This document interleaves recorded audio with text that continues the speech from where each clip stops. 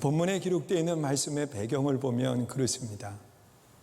이스라엘 백성들이 하나님 앞에 범죄했을 때 하나님께서는 바벨론이라고 하는 나라를 들어서 이스라엘을 치게 하십니다. 그래서 바벨론에 의해서 나라가 패망을 하고 1차, 2차, 3차에 걸쳐서 그들이 바벨론의 포로 생활을 하게 됩니다. 그러면서 그들의 삶의 70년이라고 하는 세월 동안에 바벨론에서 많은 고난과 어려움을 겪게 돼요. 그들이 어려울 때마다 어디로 모였느냐고 하면 이 강가에 모이게 되는데, 시편 137편 1절 이하에 기록되어 있는 말씀을 보면 그들이 강가에 모여서 하나님 앞에 목 놓아 울었다, 그렇게 말을 해요. 여러분, 그들이 운 것이 그냥 울었겠어요? 아니면 억울해서 울었겠어요? 그들이 그 고난과 어려움 속에서 하나님 앞에 자신들을 돌아보고 바로 서지 못한 것에 대한 회개의 눈물과 하나님 앞에 부르짖는 기도를 드렸던 거죠. 하나님은 이들의 기도를 들으시고 이들의 아픔을 돌아보시면서 이 바사의 고레스라고 하는 왕을 들어서 이 바벨론을 치게 하는 거예요. 그래서 바벨론이 바사의 고레스에 의해서 패망을 하게 되고, 고레스는 아무런 조건도 내세우지 않고 그 이스라엘 백성들, 유다 백성들을 본국으로 돌려보내게 됩니다. 그때 수룹바벨을 중심으로 해서 1차 귀환을 하고, 그리고 무너진 성전을 다시 재건하는 일을 감당하게 됩니다. 그리고 난 뒤에 다시 세월이 지나서 에스라를 중심으로 해서 2차 귀환을 하고, 그리고 또한 그들에게 하나님의 말씀을 통해서 깨닫게 만드는 역할을 감당하게 되지요.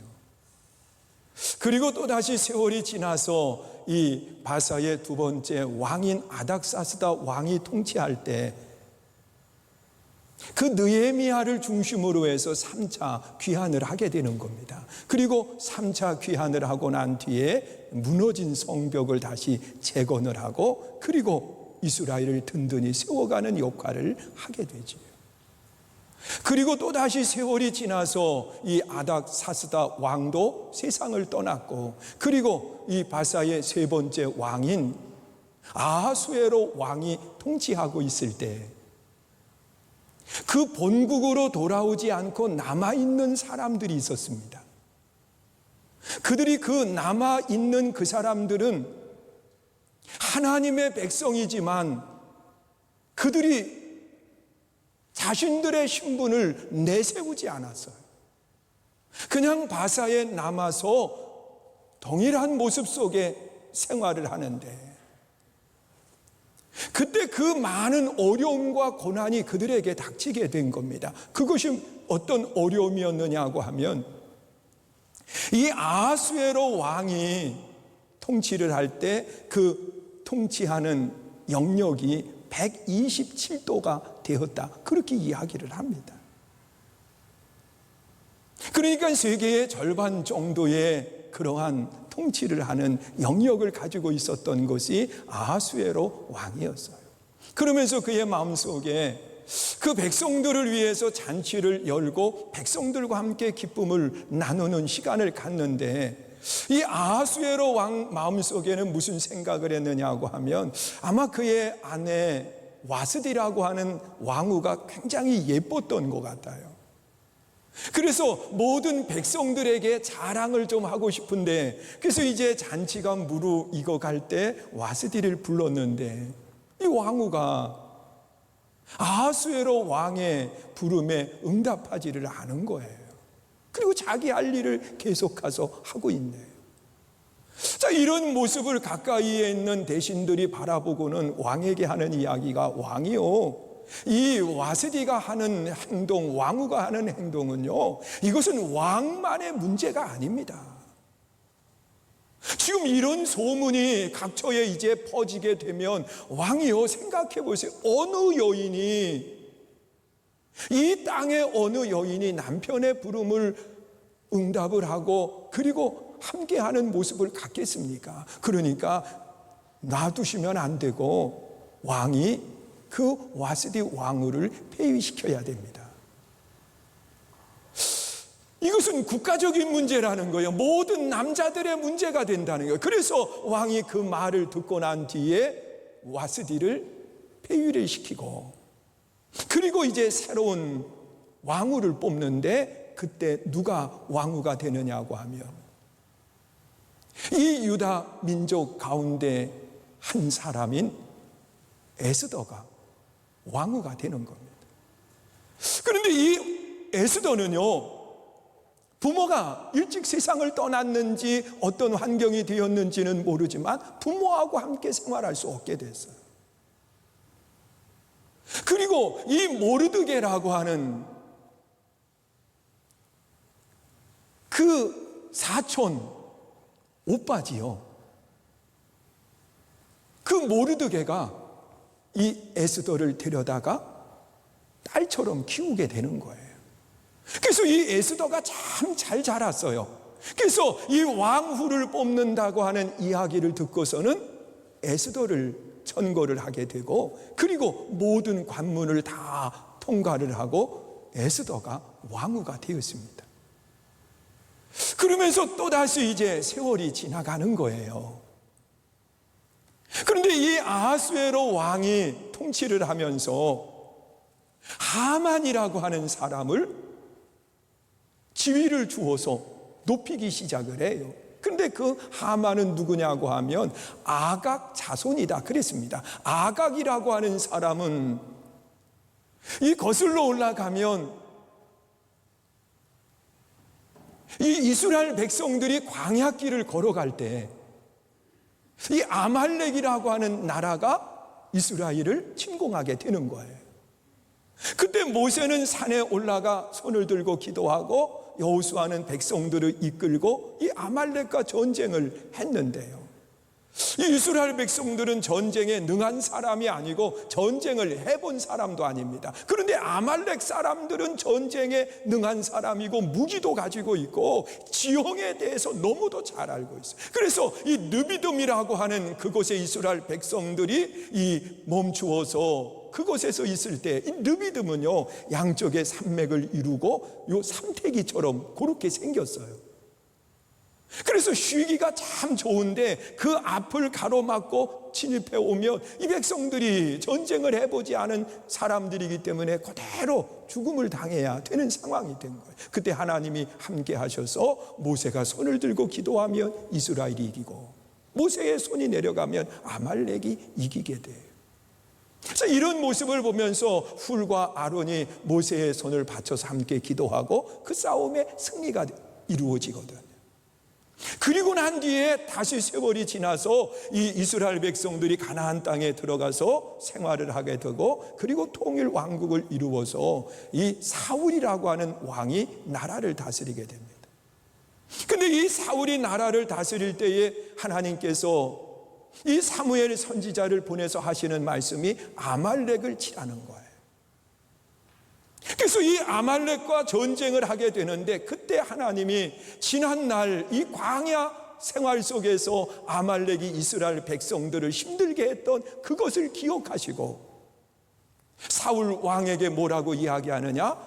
내 손에 붙일 때니까 모든 걸 다 멸하라고 이야기를 합니다. 근데 이 사울이 나가서 전쟁을 하는데 정말 그 싸움의 대승을 거두는 거예요. 그러면 하나님의 말씀대로 아말렉 사람들을 다 멸했어야 되는데 아각이라고 하는 왕을 살려두게 됩니다. 그리고 또한 좋은 짐승들을 감추어 두었습니다. 결국은 이것이 사울 왕이 하나님 앞에 버림을 당하는 결과가 된 거예요. 그리고 세월이 지나서 그 아각 후손 중에 한 사람 하만이 이 바사의 높은 고위직을 얻게 되는데 왕 다음의 직입니다.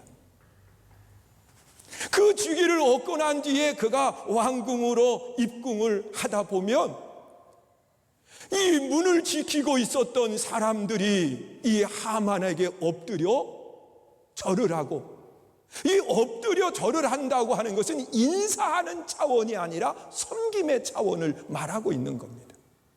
그러니까 이 하만이라고 하는 그 사람이 신처럼 자기를 높인 거예요. 그래서 사람들이 섬기는데 그때 유대인 이 모르드게만큼은 그 앞에 무릎을 꿇지를 않아요. 절을 하지 않아요. 왜? 섬김은 오직 누구만 섬기느냐? 하나님만 섬기잖아요. 그래서 하만에게 무릎을 꿇지 않고 절을 하지 않으니까 하만이 이 문을 드나들 때마다 분한 마음이 생기는 거예요. 그래서 이 하만이 음모를 꾸미기 시작을 하는데 모르드게만 죽일 것이 아니라 모르드게가 속한 민족, 유다 민족을 다 멸할 것을 계획을 세우고, 그리고 날짜를 제비를 뽑았는데 그날이 언제냐고 하면 12월 13일 그날이 뽑힌 거예요. 이제 남아있는 시간이 한 6개월 정도의 시간이 남아 있습니다. 그런데 이 하만이 그 날짜를 뽑고 난 뒤에 왕의 허락을 득해야 되니까 이 왕에게 나와서 하는 이야기가, 왕이요, 이 나라에 살고 있는 한 민족이 있는데 그 민족은 특별한 법을 가지고 있습니다.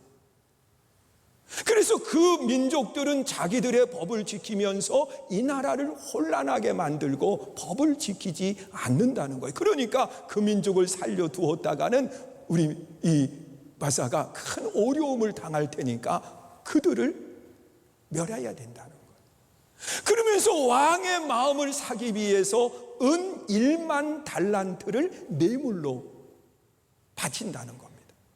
그런데 1만 달란트의 은은 그 당시에 이 바사라고 하는 그 거대한 나라에 세금을 거두어 들일 수 있는 전체 액수의 3분의 2 정도의 금액이 되는 겁니다.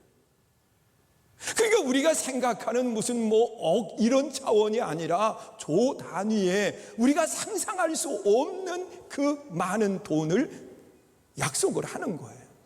그러니까 왕이 생각할 때 지금 이 안에 있는 다른 민족이 나라를 혼란스럽게 한다고 하고, 그리고 그들을 처형하게 해달라고 그러면서 은 1만 달란트를 금고에 넣어준다고 그랬는데, 아유, 마다할 사람이 누가 있겠어요? 나 같아도요, 그냥 모르는 척하고 받아둘 수 있습니다. 그래서 이 왕이 자기가 끼고 있는 인장 반지를 내어주면서 원하는 대로 하라는 거예요. 그래서 그 날짜 12월 13일을 띠데이로 해가지고 그날 이 모르드게만 죽이는 것이 아니라 전 유대 모든 민족들을 멸하려고 한 거예요. 자, 이 사실을 누가 알고 있었느냐고 하면 모르드게가 알고서는, 또 백성들도 이미 방이 붙여져 있으니까 그걸 보고서는 알고 난 뒤에 그들이 옷을 벗고 굵은 베옷을 갈아입었어요. 굵은 베옷을 입는다라고 하는 것은 하나님 앞에 회개하는 모습을 보이는 겁니다. 그리고 난 뒤에 그들이 잿더미 위에 올라서 하나님 앞에 회개의 기도를 드리기 시작을 해요. 자, 이런 모습을 누가 보았느냐? 이 에스더가 본 겁니다. 에스더가 보고 난 뒤에 그 사촌 오빠지요, 그가 이런 베옷을 입고 그리고 잿더미 위에서 엎드려 기도하고 있는 그 모습을 보면서 무슨 일인지 알고자 하는데, 마침 이 모르드게가 붙여 있는 그 초본을 가지고 있었기 때문에 그걸 이 에스더에게 보냅니다. 그러면서 하는 이야기가, 내가 왕후가 된 것이 이때를 위함인지 누가 아느냐. 그러면서 내가 왕에게 나아가서 왕에게 이 사실을 알리고 우리 민족을 구원해 달라는, 만약에 내가 그 일을 감당하지 않는다고 하면 하나님은 분명 다른 사람을 통해서 그 일을 행하실 텐데 너와 내 아버지 집은 멸함을 받게 된다는 거예요. 자, 이 말을 들었을 때 에스더가 뭐라고 이야기하냐고 하면 내가 왕의 부름을 받지 못한 지가 30일이 됐습니다. 왕의 부름을 받지 않고 왕 앞으로 나아가면 어느 사람이든 죽음을 면할 수가 없습니다. 왕비라도 그것은 예외는 아니라는 거예요. 그러니까 30일 동안 부름을 받지 못한 내가 어떻게 왕 앞으로 나아갈 수 있느냐. 나아가면 나는 당연히 죽는다는 거예요. 그 말을 전해들은 모르드게, 그가 하나님께서 분명히 이 일을 바꾸실 텐데 내가 안 하면 너와 내 아버지의 집이 멸함을 받게 된다라고 하는 이야기를 해주었습니다. 이 에스더는 결단을 하는데 무슨 결단을 하느냐? 그러면 모든 유다 민족이 모여서 나를 위해서 3일 동안 금식하며 기도를 해주세요. 그러면 내가 죽으면 죽으리라고 하는 신앙을 가지고 내가 왕 앞에 나아가겠습니다. 여러분, 우리는 이 말씀을 통해서 위기를 만난 사람들의 모습을 생각해 볼 수 있습니다. 이 죽음의 위기, 최악의 위기를 만난 사람의 모습 속에 가장 먼저는 에스더의 모습을 우리가 꼽아볼 수 있어요. 그는 왕후지만 최고의 권력을 가진 사람의 아내이지만 그가 위기를 만났는데 그도 유대인입니다. 그러면 유대인들이 다 죽음을 당할 때에 에스더만 살아있다라고 장담할 수 없다는 거예요. 분명히 그 말을 누가 했느냐? 모르드게의 입술을 통해서 지금 하고 있는 거예요. 홀로 살 줄로 생각하지 말라는 거예요. 그러니 당연히 그 법에 의해서 에스더는 죽어야 되는 겁니다.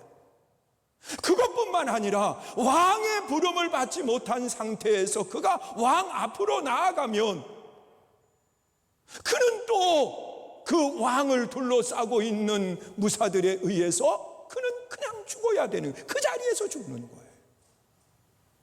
그러면 왕 앞으로 나아가지 않으면 그가 살 수 있느냐? 아니에요. 하나님께서 모르드게의 입술을 통해서 하신 말씀을 보면 너와 내 아버지 집이 멸함을 받게 된다고 그렇게 말을 하는 거예요. 그러니까 자기도 죽을 뿐만 아니라 내 가족이 다 멸함을 받는 그런 결과를 갖게 된다고 하는 정말 최악의 상황을 이야기하고 있는 겁니다. 이 상황을 어떻게 바꿀 수 있었을까? 어떻게 이 상황에서 역전의 주인공이 될 수 있을까라는 거예요. 그리고 또한 모르드게의 모습을 한번 생각해 보세요. 이 모르드게와 하만과의 관계는 개인의 관계로 끝나는 것이 아니라 그 뒤에는 누가 있는 거냐고 하면 아말렉이라고 하는 나라와 이스라엘이라고 하는 나라가 있는 거예요. 그래서 어느 한 민족이 멸함을 받지 않으면 안 되는 상황이 되어 있는 겁니다. 그런데 이 모르드게는 하만과 비교를 해보면 권력에 있어서 상대가 되지를 않아요. 그는 정문에서 문지기로 있는 거고 하만은 그 나라의 권력을 가진, 2인자의 권력을 가진 그런 실세의 권력을 가진 사람인 거예요. 그러니 이 둘의 관계 속에서 당연히 모르드게가 죽음을 당하는 건 당연한 겁니다. 그리고 거기다가 이 모르드게가 절하지 않음으로 인해서 모르드게 한 사람만 죽음을 당하는 것이 아니라 그 함께하는 모든 민족이 그 때문에 고난을 당하고 죽음을 맞이해야 돼요. 여러분, 내가 잘못했으면 나 하나 어려움을 당하면 되는데 나 하나만의 문제가 아니라 모든 민족의 문제로 지금 확대되어 있는 겁니다. 또한 여기 이 모르드게만의 문제가 아닌 또 이스라엘 모든 백성들의 고난이 기다리고 있는 겁니다. 그들이 12월 13일이 되면 모든 사람들이 유대 사람들의 집에 와가지고서는 모든 사람을 죽이는데, 성경에 기록되어 있는 말씀을 보면 어린아이, 나이 드신 분, 모든 젊은이까지 다 죽이라고 이야기를 했어요. 그리고 모든 재산을 다 약탈하라는 거예요. 빼앗으라는 거예요. 그러니 그들을 살려둘 사람이 누가 있겠어요? 재산도 다 빼앗을 수 있는데 말이에요. 그러니 그들은 위기를 만나요. 에스더, 모르드게, 유다 모든 민족이 고난을 당. 자, 이런 위기 속에서 그 에스더가 이 위기를 역전시킬 수 있는 아름다운 비결을 이야기하고 있는 거예요. 그 말씀이 뭐냐고 하면 오늘 본문에 기록되어 있는 16절에 기록되어 있는 말씀입니다. 우리 한번 읽어보세요. 함께 읽습니다. 시작. 당신은 가서 수산에 있는 유다인을 다 모으고 나를 위하여 금식하되 밤낮 3일을 먹지도 말고 마시지도 마옵소서. 나도 나의 시녀와 더불어 이렇게 금식한 후에 규례를 어기고 왕에게 나아가리니 죽으면 죽으리라. 여러분, 지금 최악의 상황입니다. 지금 에스더는 자기만 죽는 것이 아니라 아버지의 모든 가족들이 멸함을 받게 되어 있어요. 또한 모르드게는 자기만 죽는 것이 아니라 자기 때문에 모든 민족이 죽음을 당해야 되는 거예요. 또한 모든 민족들은요, 재산도 빼앗기고 어린아이서부터 어른의 일까지 다 죽어야 되는 상황이 된 거예요. 그런데 이것을 역전시킬 수 있는 가장 중요한 이유에 대해서 오늘 본문은 그렇게 이야기합니다. 모든 백성들이, 이 유다 모든 사람들이 함께 모여 합심해서 기도하자라는 거예요. 여러분, 합심한 기도, 생명을 건 기도, 그리고 죽음을 향해서 나아가는, 죽으면 죽으리라고 하는 신앙을 가지고 나아갈 때 역사는 일어났어. 나는 우리 선교중앙교회 모든 성도들이 다음 주가 우리가 다시 회복되는 아름다운 모습으로 나가야 되겠다. 그러기 위해서 우리가 해야 될 것은 뭐냐? 기도해요. 합심한 기도를 통해서 하나님의 능력을 내 것으로 만들어야 돼. 가시도마뱀이 그 몸에 묻는 물기마저도 내 것으로 끌어들여서 그 고난 속에 삶을 살아가는 것처럼 우리가 하나님의 능력을 내 것으로 만들어서 우리는 이 고난을 이겨가고 역전의 주인공이 돼야 된다는 것. 그러기 위해서 또 해야 될 것은 우리가 두려운 마음만 가질 것이 아니라 이제는 하나님의 성전으로 우리가 발길을 돌리고 그리고 함께하는 행진이 있어야 돼요. 거기에 하나님의 놀라운 역사와 능력이 나타남을 기억하시면서 저는 오늘 역전의 주인공이 여러분들이 될 수 있기를 주님의 이름으로